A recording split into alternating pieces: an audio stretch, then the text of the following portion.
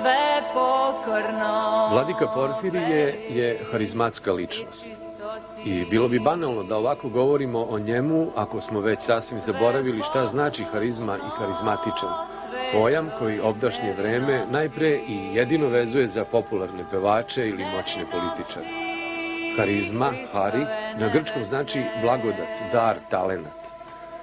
Harizme u predhrišćanskoj Grčkoj bile su slično što i muze, inspiracija, lepota, elegancija. U hrišćanstvu harizmatičan je onaj koji veruje u Boga, onaj koji je obuzet posebnim uzvišenim osjećanjima, koji zrači nesvakidašnjim raspoloženjem. Uobičajena hrišćanska sintagma, a na grčkom jeziku Beti Haristu Seu, na srpskom znači po Božjoj blagodati, po Božjoj promisli, po Božjoj milosti. I drevni ritual blagosiljanja, kada se prilazi hrišćanskom monahu ili svešteniku po blagoslov, tek je pokušaj preuzimanja dodirom njegove harizme. Profana harizmatičnost savremenih medijskih ličnosti jeste sasvim drugačijeg porekla.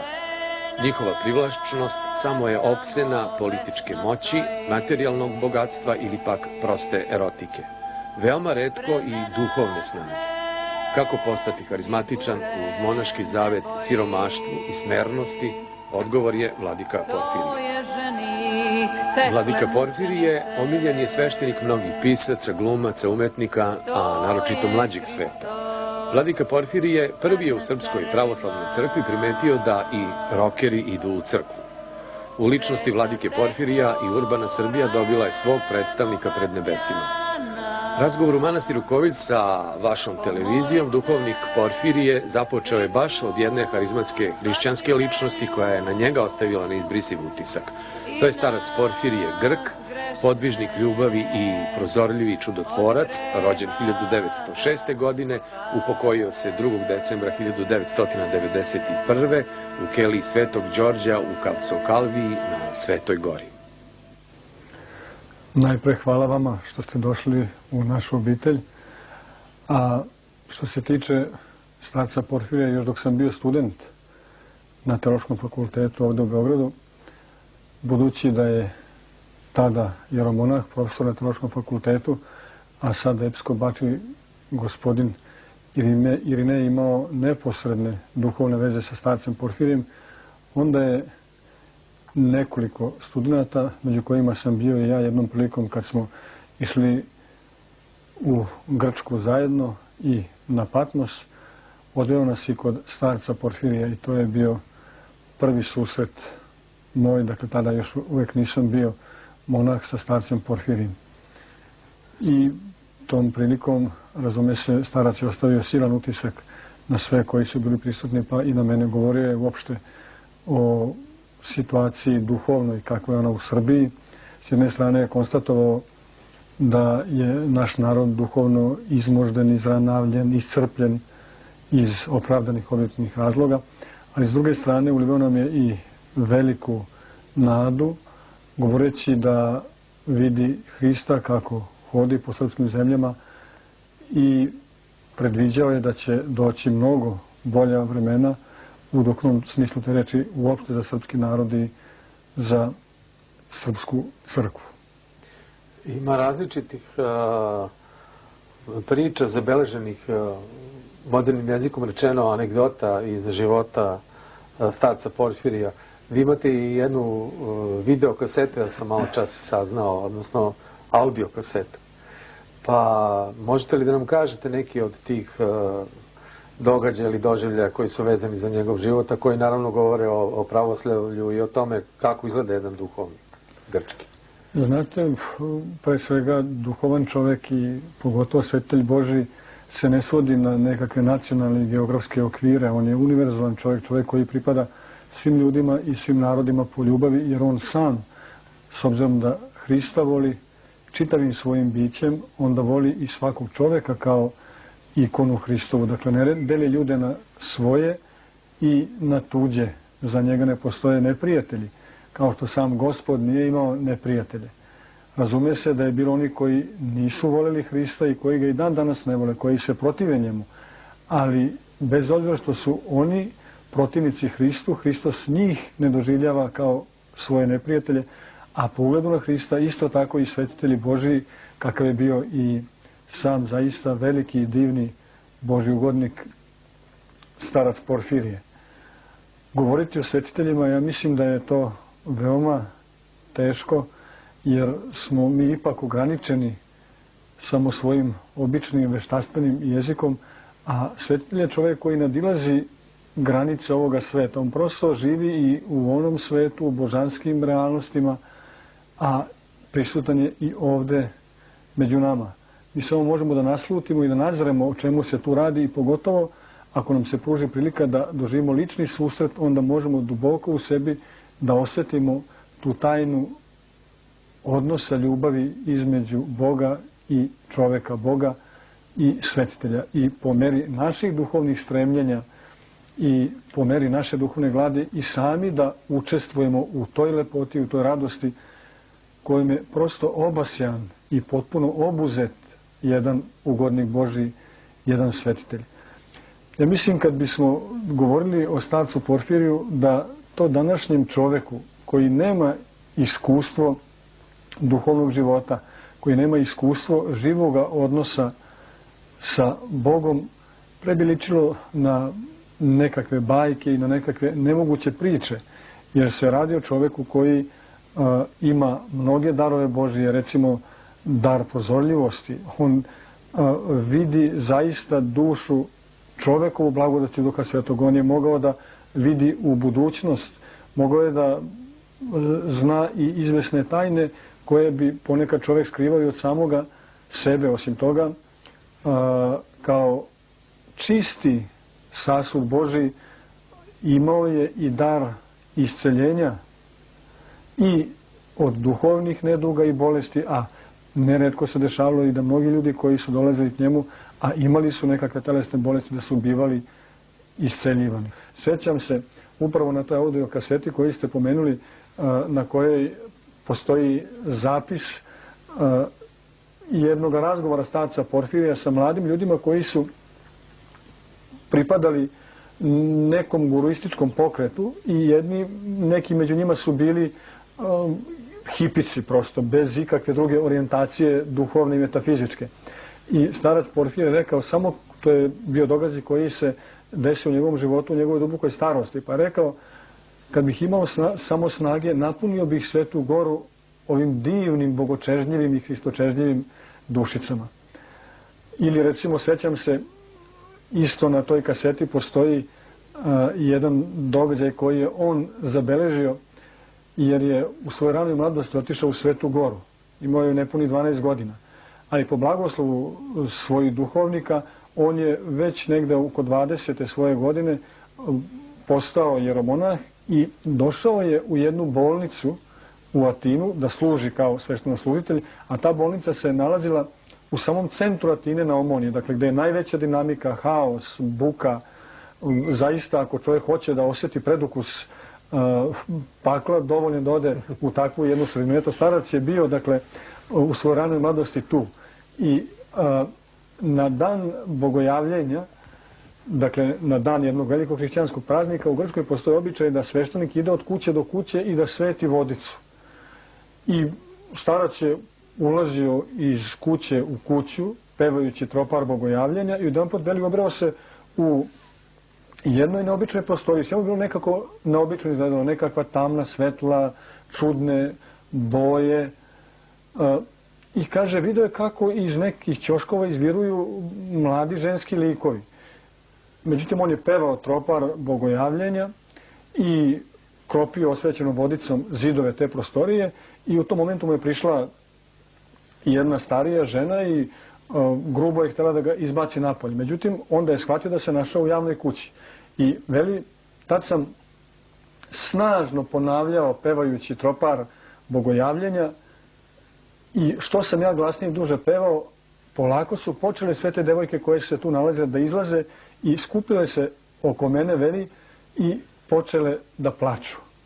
I onda sam završio tropar i rekao im samo nekoliko puta ponovivši, dečice moja, Gospod vas sve voli, vi ste Hristovi, Hristos vas voli. Sam starac dok je ovo prepričavao, osjeća se da je plakao i da je bio ganut tom prilikom, čak kad je posle mnogo decenija pričavao taj događaj.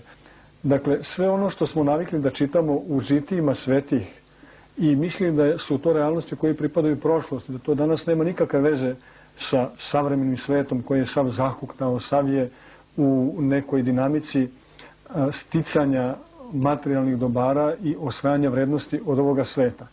Međutim, ipak Bog nijedno vreme ne ostavlja bez ljudi Božiji, bez svetitelja Božih, nikada ne ostavlja crkvu bez istinskih, ohristovljenih duhovnih pastira. Evo, u naše vreme jedan od takvih je bio i starac Porfirije, a ponovit ću reči jednog drugog velikog staraca, kakav je bio starac Sofronije, koji živi u Engleskoj, koji je Rus po svome rođenju, proveo 15 godina na Svetoj gori uz duhovne skute velikog svetitelja ugodnika Božeg starca Siluana, potom preko Francuske otišao u Englesku i tamo osnovao jedno zaista za primjer i ugled bratstvo koje zrači svojom duhovnom lepotom i snagom širom čitavog sveta, pre svega u zapadnoj Evropi. Jednom prilikom je starac Sofronije izrekao za starca Porfirija: takav se u crkvi i u svetu rađa jedan put u 400 godina. Ima li u Srbiji danas staraca, svetih ljudi, prozorljivih monaha? Rekao sam da je veoma teško govoriti uopšte o svetiteljima Božijim i vrlo je nezgodno da neko sebi pripiše pravo, da da sebi pravo da procenjuje ko je to svetitelj, ko je ugodnik Božiji, ko nije, ko ima uslovno rečeno običan ili neobičan dar. Ali u svakom slučaju, evo i ova vaša emisija koju pravite, gde idete širom srpske crkve, gde god se ona rasprostira i pronalazite na izgled obične monahe, na izgled obične ljude, a imali smo do sada priliku da iz njihovih usta čujemo zaista reči života. Da spoznamo da istinska mudrost, da istinsko duhovno znanje nije nešto što zavisi od pre svega iščitavanja knjiga. Evo i ove koje ste vi do sada imali u svojim emisijama, monahe koje smo imali priliku da vidimo, znamo da nisu imali nikakva formalna akademska obrazovanja, ali ono što smo imali prilike od njih da čujemo ne samo da nije u suprotnosti sa izvestim, recimo, nekakvim naučnim otkrićima, pogotovo na polju medicine, psihologije, psihijatrije, nego često svojom rečju, živom i svojim ličnim iskustvom nadilaze i obuhvataju i ono što nauka govori, ali je to nama dato u veoma jednostavnim formulama, u jednostavnim izrazima gde vidite da to nije nekakva sterilna spekulacija, nego zaista jeste reč života. Takav je bio i starac Porfirije, takvi su i mnogi svetitelji, dan danas ima ih svugde, pa eto i u našem narodu. Ko hoće da traga za takvim ljudima, duboko sam uveren da može da ih pronađe, a sigurno je da svetost nije nešto što je namenjeno samo monasima, nekakvim ekskluzivnim podvižnicima. Hristos kaže, obraćajući se svim ljudima, budite savršeni kao što je Otac vaš nebeski. Dakle, sve ljude poziva na svetost, što znači sve ljude poziva na ljubav, na radost, na istinski mir i na pravu lepotu života. Jedno od najvećih iskušenja koje spopada mlade hrišćane jeste bolest samouništavajućeg individualizma i sve proždirućeg egoizma, kaže vladika Porfirije. Omladina se ovom uči još od najranijeg detinjstva. U svojim materijalistički orijentisanim porodicama kasnije to se, počevši od škole, produbljuje i pothranjuje u svim oblastima društvenog života. Da budem prvi, da budem najbolji, da mi se svi dive i da me svi hvale i da mi svi služe. Jednom rečju da se sve meni podredi i da ja budem centar oko koga se sve okreće. Eto, to su ideali epohe u kojoj živimo. Ideali koji ostavljaju čoveka da se, vapijući za ljubavlju, davi u svom sopstvenom samoljublju, kaže vladika Porfirije, govoreći o najčešćim posetiocima svog manastira mlađim ljudima. Ljudi teško mogu da dođu, da otkriju u sebi ono što jeste njihova istinska i prava suštinska potreba. Postoje, kao što znamo, danas mnoge devijacije uopšte u svetu i među ljudima, a pogotovo postoji među mladima mnogo devijacija, jer je mlada priroda znatiželjna, burna, često nezadovoljna onim što ima u datom momentu i onda tragajući za tim pravim vrednostima, budući da živimo u tom nekom užasnom košmaru, opterećeni bezbrojnim informacijama, vaspitani na idealima međusobnog takmičarskog duha, na idealima sticanja što više materijalnih vrednosti u jednoj tehnokratskoj civilizaciji koja potpuno zaboravlja dušu i pravi lik čoveka. Zbog svega toga veoma je teško da čovjek prodre do same suštine, do same srži svojih potreba i onda često traga po stramputicama. Ali bez obzira koliko su te stramputice ponekad u, recimo, moralnom smislu te reči negativne i nisu dobre, one ipak svedoče u krajnjoj liniji o jednoj dubinskoj gladi i želji čovekovoj za punoćom života, to znači za Bogom. Dokaz za to je da i kad se obrete na stramputici mlad čovek, on ostaje nezadovoljan.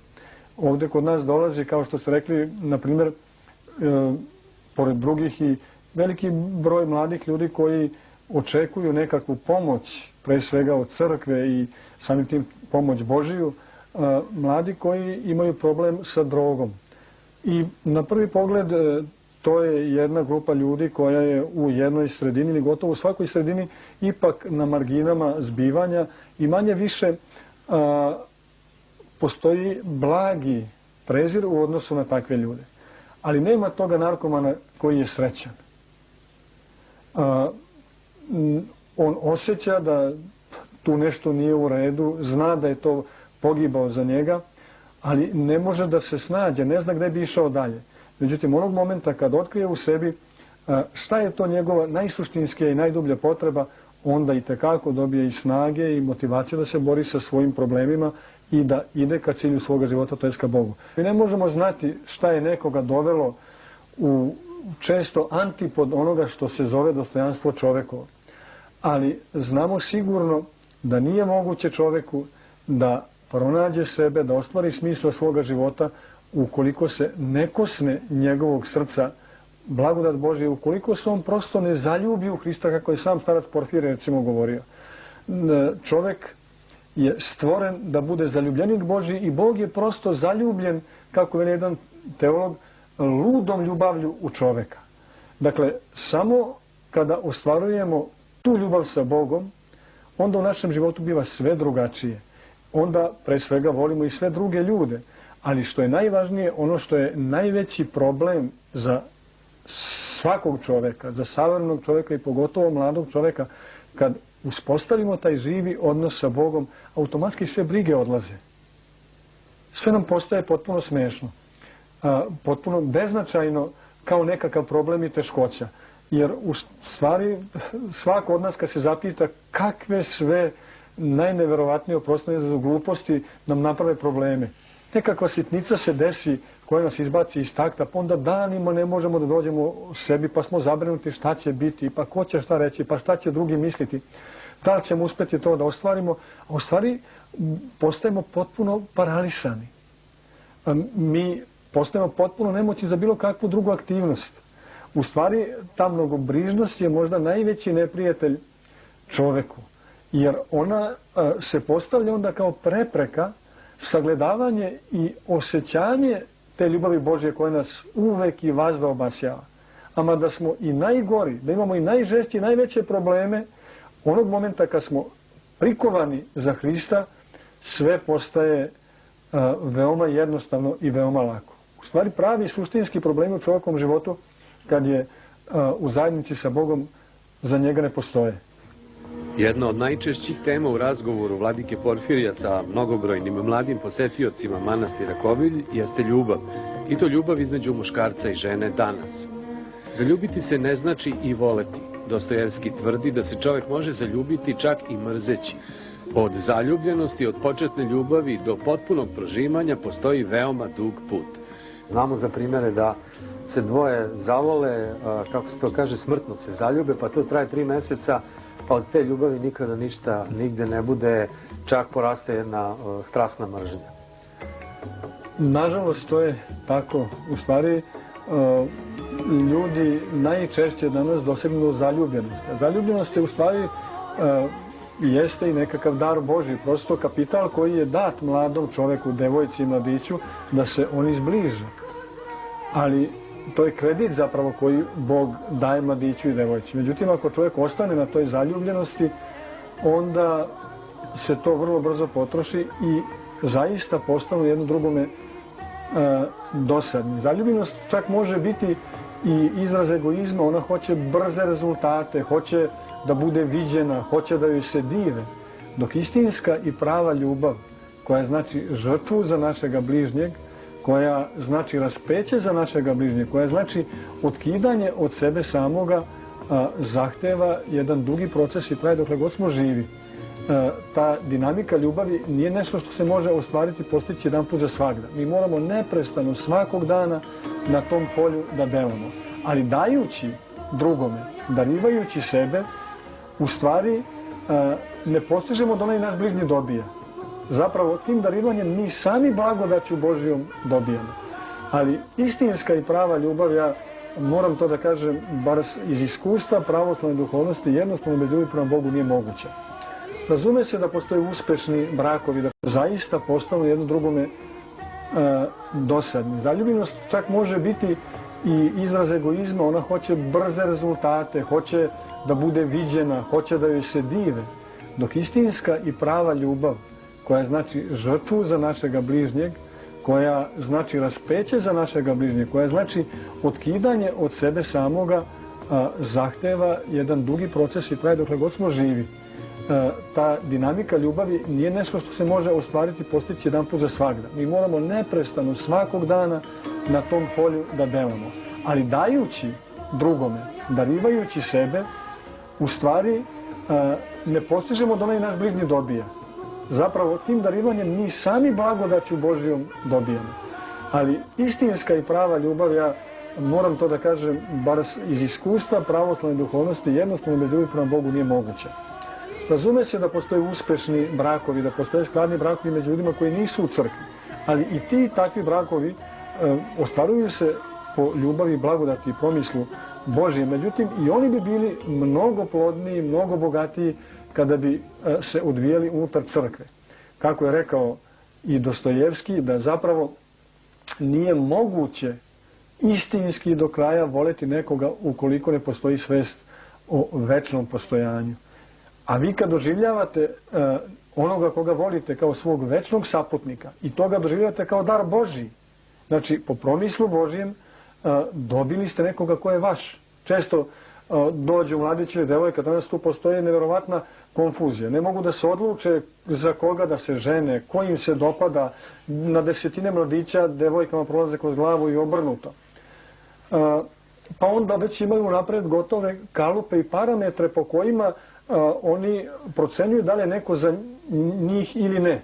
Znači, ako neko ispunjava te uslove, onda može biti muž jednoj devojci ili supruga jednom mladiću. U stvari, istinski bogotražitelj, istinski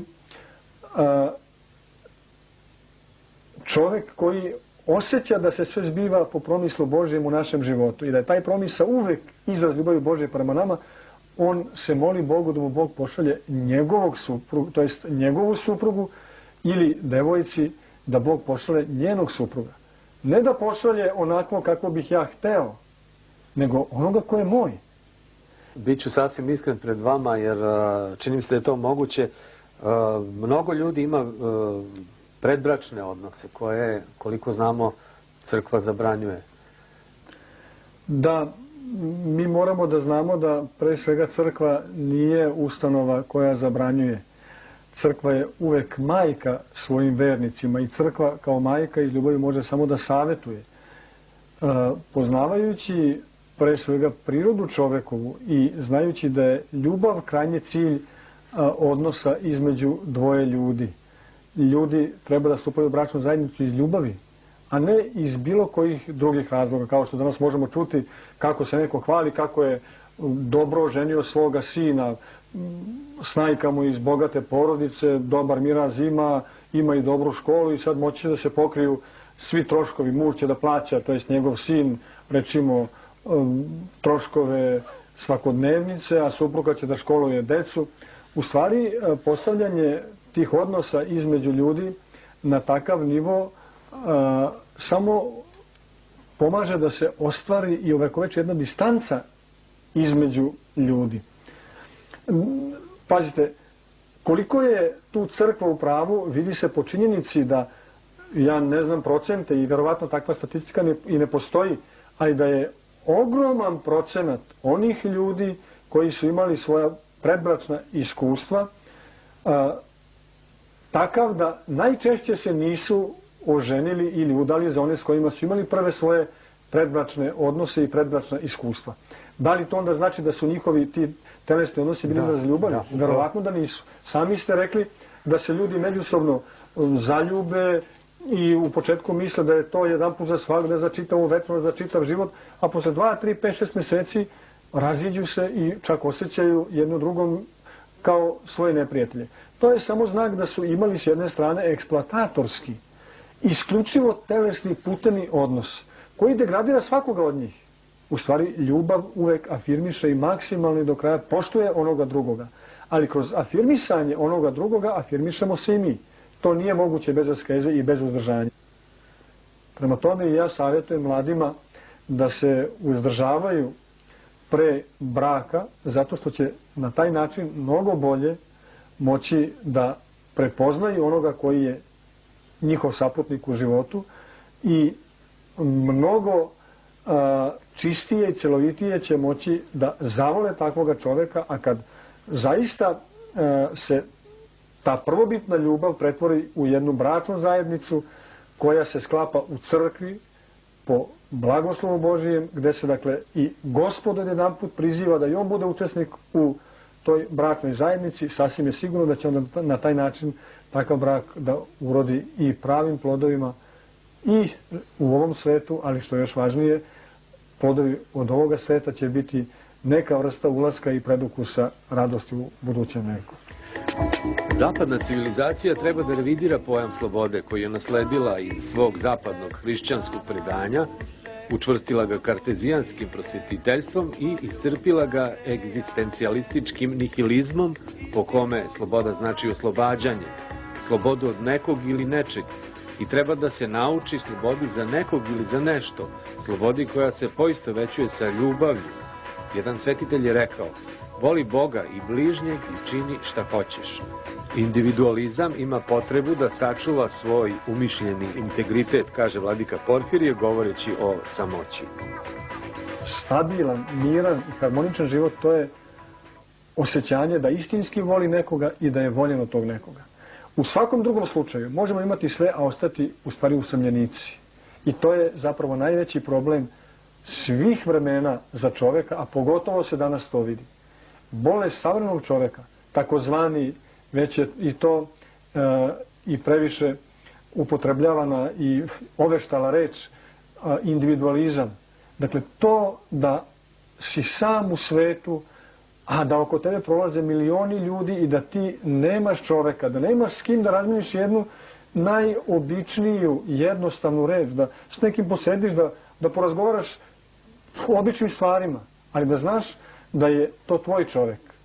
Kako je u Evanđelju rekao jedan, onaj koji je bio u Banji Vitezdi, pa je očekivao da bude iseljen čudom Božijim. I sad to iseljenje je trebalo da se obavi tako što jedan put godišnje silazi anđeo Božiji u Banju Vitezdu i onaj koji prvi od bolesnika uđe u tu vodu biva isceljen. I sad jedan koji je tamo godinama bio, nikako nije uspeo da dođe i da uđe prvi u tu vodu da bi se iscelio, jer je bio oduzet. I jednom prilikom je Hristos, dakle, bio u toj banji i prilazi tom čoveku i pita ga zašto on već godinama tu dolazi i kako to da nije isceljen. Kaže, nemam čoveka. Dakle, niko od nas ne može sam. Nema čoveka da mu pomogne da uđe u tu banju. niko od nas ne može sam. Postoji čak i jedna definicija jednog hrišćanskog pisca koji kaže jedan hrišćanin jednako je ni jedan hrišćanin. Dakle, samoća je u stvari već sada i ovde pakao. Ako vas neko pita šta je to pakao, znajte da čovjek koji je usamljen, koji nikoga ne voli pre svega i koji još ne osjeća da ga neko voli ili nema nekoga koga voli, taj već sada i ovde u paklu. A s druge strane, osjećanje raja se isto tako može doživjeti ovde i sada. I raj je i u najtežim materijalnim okolnostima, a s druge strane i u carskoj palati uvek i isključivo posljedica međusobnog odnosa ljubavi između ljudi. Dakle, zajednica ljubavi je smisao života za čoveka i to je najveći problem. Evo, pitali ste i o mladima. Ja mogu da kažem da je neko moje skromno lično iskustvo i susreta sa mladima upravo ta usamljenost najveći problem. Imamo porodice pre svega koje su potpuno ili razbijene ili čak ni ne postoje. Pa i kad postoje te porodice ima veoma malo brige oko toga da oni koji su članovi porodice budu na okupu, da dele život, da budu zaista podrška jedno drugome. Roditelji često u brizi za sticanje materijalnih vrednosti ne posvećuju dovoljno vremena deci. Pa čak i kad imaju obezbeđene ekonomske uslove, onda još više valjda opijeni i još više se u njima razbukta ta glad za materijalnim dobrima, trče još manje vremena imaju za svoju decu. A taj svoj nedostatak i svoje odsustvo pokušavaju da kompenzuju nekakvim materijalnim vrednostima. I onda ih obasipaju poklonima, parama, putovanjima i sve više i više zapravo udaljuju svoju decu od sebe. Oni postaju samci, deca postaju samci i kad dođe nekakav veliki problem, kako onda da ga rešimo? Kod savremenog čovjeka dešava se često da ima osjećaj samooptuživanja, da jednostavno čovjek se probudi ujutru i ima jedan gotovo imanentan osjećaj krivice, nečega da je loše uradio. To su, čini mi se, klasična prepodneva mojih gradskih drugova, tako da kažem. Kakav je to osjećaj? Kako ga vi tumačite? Da, nažalost, osjećanje krivice nije nova pojava, to je postojalo još od Adamovog izlaska iz raja. Međutim, ono što je možda važno za nas danas i pogotovo sa pozicije pravoslavne duhovnosti da kažemo o krivici, krivica je nešto što sprečava čovjeka da živi punim plućima. I čovjek koji ostaje sužanj osjećanja svoje krivice, s jedne strane pokazuje da nema veru u Boga, nema poverenja u ljubav Božiju, ili pa kako ima da ta vera i to poverenje nije dovoljno, i s druge strane da se uzda u sebe i u svoje moći, u svoje sposobnosti, da on može bilo šta u ovom životu da reši. Šta mi možemo? Najsmešnije je kad neko kaže vlasnik ovoga i onoga. Pa čega smo vlasnici? I da jesmo vlasnici, sve je to kratkog daha i kratkog roka trajanja. Dakle, ako čovjek ostaje u okvirima krivice, on prosto osjećanje krivice, on neprestano vene. On postaje malodušan, postaje depresivan, gubi svaki tračak radosti. I zato onda često odlazi kod psihoterapeuta. I razume se, psihoterapeut sa manje ili više uspeha može da ga zaleči, ali istinski da ga oslobode osjećanja krivice, ja mislim da nije u mogućnosti. Zašto? Zato što je osjećanje krivice u krajnjoj liniji uvek jedno dubinsko osjećanje koje ima veze sa našim osjećanjem pogrešnosti u metafizičkom kontekstu. To je jedno osjećanje krivice pred nekim koga ne znamo i jedan užas pred tom činjenicom da ćemo jedanput otići odavde sa ovoga sveta i da je to jedan stravičan ponor, jedan mrak odakle nema nikakvog odgovora. Međutim, onaj koji veruje u Hrista kao Boga, a to znači koji veruju u Hrista kao ljubav. Jedina definicija za Hrista u Evanđelju je Bog je ljubav. Ne onaj ko ima ljubavi. Hristos nije neko ko posjeduje ljubav, nego on sam je ljubav. Po svojoj prirodi, po svome biću. Mi Boga imamo u crkvi. On nam se otkriva kao zajednica ljubavi. Bog, Otac, Sin i Sveti Duh. Recimo, Bog Otac nije Otac uopšte, nego je Bog Otac svome Sinu. To odražava njegov odnos ljubavi sa Sinom. I Sin nije Sin prosto sam po sebi, nego to što je on Sin odražava njegov odnos, njegovu zajednicu, njegovu vezu ljubavi sa Ocem. Dakle, taj Bog, Sveti Trojica, koji je ljubav, otkriva nam se kao ljubav i kroz Hrista nam se pokazuje isključivo kao neko ko i jeste ljubav. Ukoliko mi u svome srcu, unutar života u crkvi, doživimo Hrista kao ljubav, svako osjećanje krivice sasvim sigurno mora nestati iz našeg života, ili bar imamo šansu da nestane, ili smo pak na putu da se oslobodimo tog osjećanja krivice, zato što nam se otvara perspektiva pokajanja. A pokajanje nije jedna psihološka kategorija u kojoj mi kinjimo sebe. Pa onda često govorimo kako sad sam išao tamo, da nisam bio tamo, možda mi se ne bi to i to desilo, ili što sam to rekao, sad iz tog razloga trpim, Bog mi se sveti, to mi je sad kazna. Bog nikad ne kažnjava. Iz tačke Božje u odnosu na nas nikada ne postoji ni jedan pokret kazne i pokret mržnje, ni jedan pokret koji nas ograničava. Uvek je sve izraz slobode i ljubavi prema nama. Dakle, mi ako doživimo takvoga Boga i ako čeznemo za tom ljubavlju, prirodna posljedica te naše čezne će biti da se približavamo Bogu, a približavajući se njemu mi se oslobađamo pre svega svih grehova, svakoga osjećanja krivice i svih psiholoških zavrzlama koje se u našoj duši često dešavaju, koje su fantastičan prostor upravo za demonska delovanja. Psihološki konflikti koje čovjek nosi u sebi su najbolja hrana i najbolji prostor za potpuno otuđenje čovjeka od samoga sebe.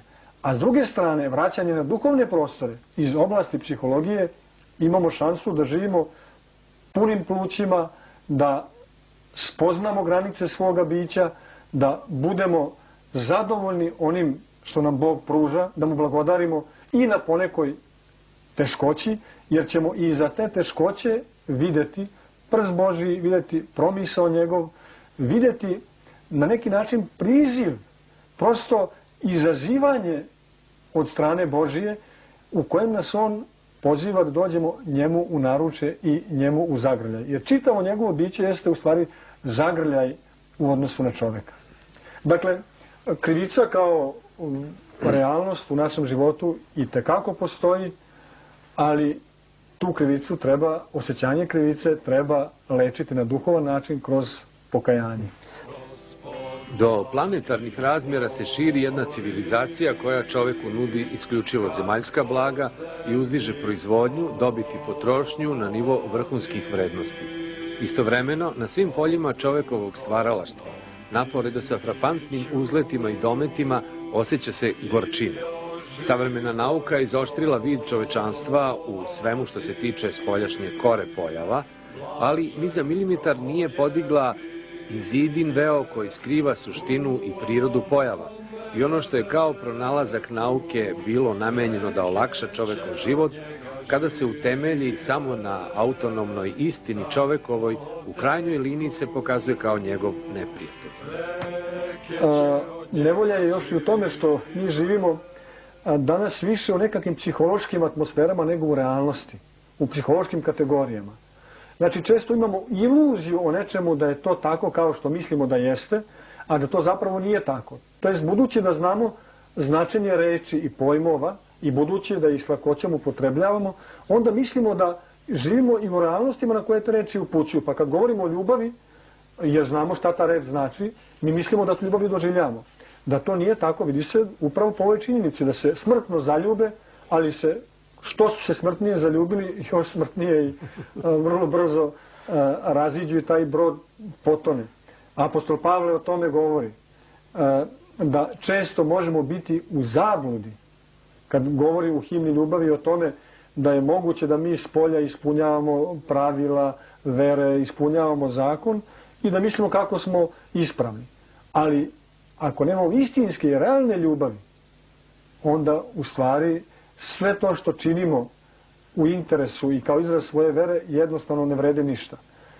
Primjer dobar za, da kažemo, taj život u lažnim, iluzornim psihološkim okvirima je i činjenica da upotrebljamo često reči koje imaju nekakvo značenje, ali koje ne pokazuju nikakvu realnost.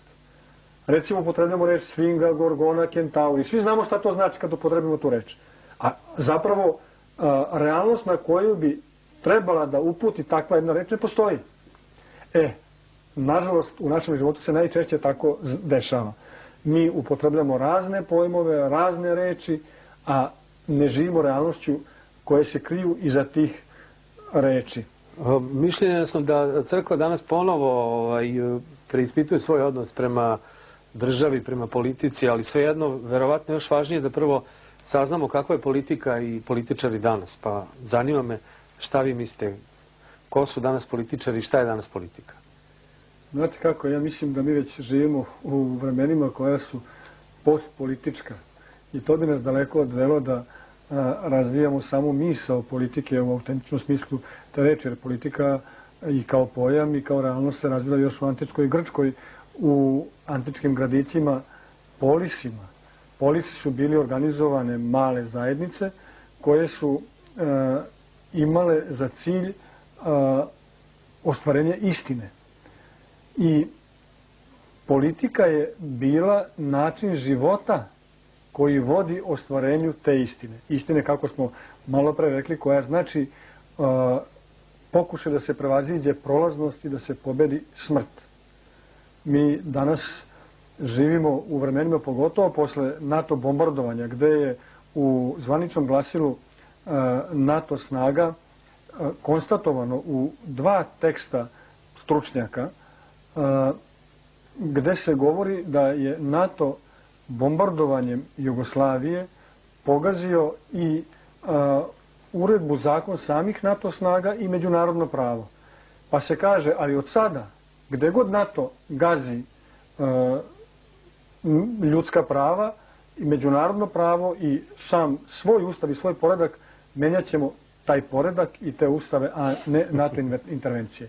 I s druge strane, užasna je činjenica da vi sada imate marketinške kuće koje se reklamiraju i nude se političarima da recimo za 100.000 maraka, 200 ili ne znam sad već euro, nova je valuta, te marketinške kuće mogu da obezbede za 100.000 maraka, 200 ili ne znam sad već euro, nova je valuta, te marketinške kuće mogu da obezbede sigurnu pobedu na izborima.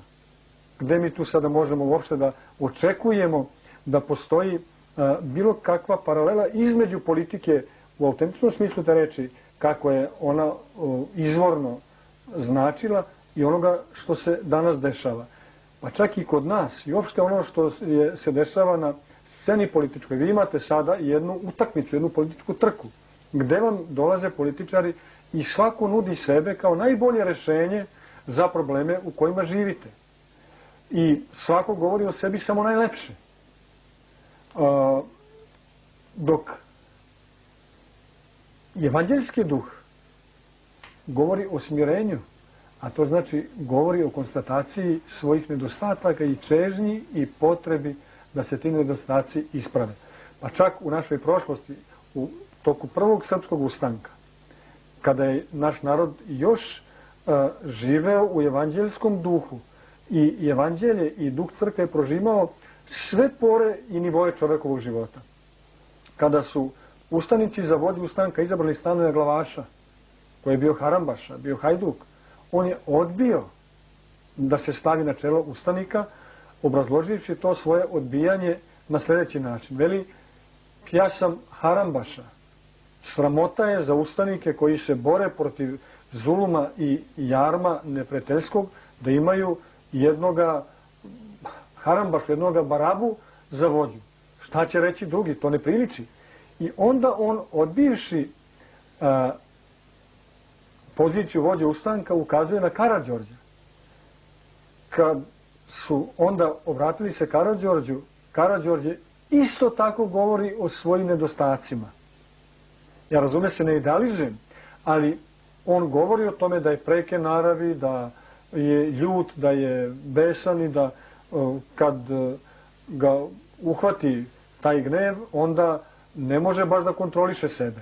Dakle, tada su, uslovno rečeno, političari govorili i o svojim nedostacima, pa onda, ako baš hoćete i takvoga koji ima i svoje dobre strane, ali vidite njegove nedostatke, onda možete ga birate. Danas je realnost sasvim drugačija. Nama ostaje da se izborimo protiv iskušenja da politiku proglasimo za religiju. Jer mi prosto imamo danas jedan religijski patos u odnosu na politiku. Vidite kolika je euforija velika kad su u pitanju izbori svugde u svetu. Tolike pare se istroše na predizborne kampanje, toliko se ljudi međusobno raspravljaju, svađaju se najbolji prijatelji oko toga ko će biti novi mesija na političkoj sceni. Razume se, politika je nešto što je neizbežno za život savremenog čoveka i mi moramo da uvažavamo tu činjenicu, ali da od politike ne očekujemo nešto što politika ne može da da. I da znamo da uglavnom svaka politika, pored toga što može biti da se trudi i za nekako opšte dobro, ipak vodi računa veoma i o ljudima koji su nosioci izvesne politike. I prošli, i sadašnji, i budući. Tako će biti dok je sveta i veka. Ne znam koliko vi znate, ali u Beogradu se govori da je vaš manastir, a možda i vi, bio inspiracija, odnosno da je barem ovde zamišljeno da se napravi, ako ne i napisano, nekoliko najlepših savremenih rock'n'roll pesama. Pa kako vi komentarišete to? Šta mislite uopšte o takvom stvaralaštvu mladih? Ja znam da poznajete, što se kaže, vodeće beogradske rockere. Znate kako, ništa samo po sebi nije zlo. I sve što čovek ima, polazeći od njegovih darova i talenata, zavisi od toga kakav će stav imati prema tome što ima. Znači, neko ko ima dar za pisanje muzike, za pevanje pesama, a pritom je hrišćanin, ide u crkvu i pričešćuje se, bez obzira koju vrstu muzike on piše, neminovno, sve i da on to neće, u tom svom stvaralaštvu on će ostaviti pečat Hristov. Prema tome, ako se neko bavi i rock muzikom, a hrišćanin ide u crkvu i pričešćuje se, u toj njegovoj muzici, bilo da on to želi, bilo da hoće, ili pak da neće, da ne želi, taj pečat i ta dimenzija, ta boja hrišćanska će sigurno da se pokaže i projavi. Zašto? Zato što je kultura i stvaralaštvo uvek posljedica kulta. To jest mi stvaramo, delamo i živimo onako kako verujemo. Neko ko veruje hrišćanski, ko veruje pravoslavno, on će stvarati i delati onda hrišćanski i pravoslavno. I jednom prilikom je bio jedan intervju na tu temu, pa sam odgovorio samo jednom rečenicom, pa i rockeri idu u crkvu. Da. Kako vam izgleda Beograd i Beograđani danas, naš najveći ili jedina metropola u Srbiji, jedan veliki grad? S obzirom da vi često putujete u Beograd, imate dosta i prijatelja i poznanika, da vas oni pozivaju na svoje slave, razgovarate sa njima, idete u pozorište često. Pa kakvi smo mi danas? Vi možete biti nama jedno ogledalo u kome možemo prepoznati svoje dobre strane koje treba da forsiramo, kako se kaže, ali i mane kojih treba da se odreknemo. Teško je to u jednoj rečenici odgovoriti, ali setit ću se jednoga podvižnika sa Svete Gore koji je rekao da su samo 3 stvari čoveku u životu neophodne. To je jedan tanjir jela, jedna postelja da se odmori i jedna haljina da pokrije svoju nagotu. Sve ostalo što ima je više od onoga što mu je neophodno i što mu je potrebno.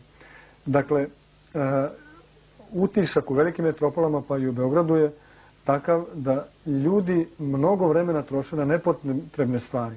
A ono što je suštinski važno i što im je suštinski potrebno, često im izmiče. Mislim da je iz tog razloga potrebno da se napravi jedna hijerarhija vrednosti, lestvica vrednosti za čoveka. Da najpre ištemo carstvo nebesko, a ostalo će nam se sve dodati. A ne da se desi, kao što to najčešće biva, da sve drugo najpre pokušavamo da rešimo i to sami svojim snagama, pa tek onda se setimo Boga. I vi i ja, pa evo i naši gledalci, neka se svako zapita koliko puta u toku dana ili nedelje, pa čak i meseca i godine, se setimo samo da li možda postoji nešto u nama da nije dobro i što bismo mogli da popravimo i da onda bude bolje i nama, a samim tim da bude bolje i svima onima koji su u našoj neposrednoj blizini. Verujem ruku na srce da je veoma, veoma malo trenutaka kad tako istinski, dubinski bdimo nad sobom i razmišljamo o ispravnosti svoga života. Kad razmišljamo o tome da li živimo u skladu sa zapovestima Božijim, koje u stvari jesu i pokazatelji i granice našeg ispravnog postojanja. Hoću da znam kuda vodi ovaj put mene i život moj.